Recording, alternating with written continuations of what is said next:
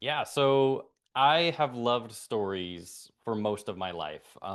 It's a classic story. You've probably heard a million different versions of it that you just fell in love with reading very early on, tried writing off and on for many years, never really did anything with it. And then I read the Lycanius trilogy as I was getting into like my late 20s. And I got through the trilogy. I love that series. It is a excellent mix of what could be considered like close to typical medieval fantasy, but there's time travel. And I was like, holy shit, that's awesome. And then I was reading about James Islington. I never know if it's Islington or Islington. I'm going to go with Islington. I think that's right. But I was reading his bio and it was talking about how he started writing around the time he turned 30. And I'm getting into my late 20s and I'm approaching 30 and I'm like, it's not too late. I could do this. Which to me now feels like the dumbest thought to have. It is never too late Yeah. to start writing.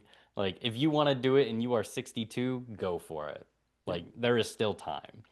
Um, but yeah, I did that and I was like, okay, I'm gonna write a book. I've always wanted to, but it's not gonna happen unless I actually do it. And through the encouragement of my wife, I joined a writing group.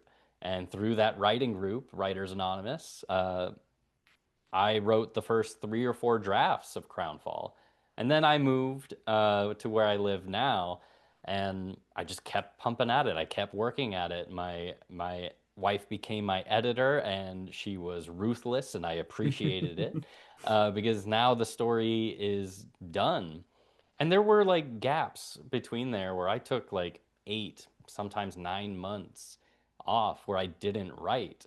But Mhm. then 2 years ago, I was like, no, I want this. And really admitting that to myself was a big leap because I think a lot of people have the fancy, the dream of writing and becoming an author and trying Yeah. to make a go of it. But until you actually try to do it and like put your all into it, it can stay a dream. It can stay this perfect thing inside your head, just like a story can.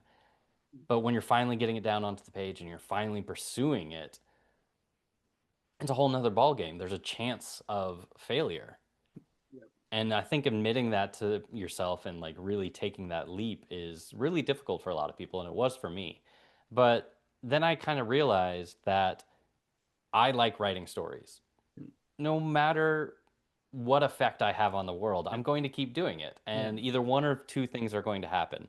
I'm going to succeed, and it's going to be great. Mm. Or I'm going to die, and I don't care because I'll Yeah. be dead. Yeah. And those are the only two outcomes that are possible from this because that is what I have committed myself to.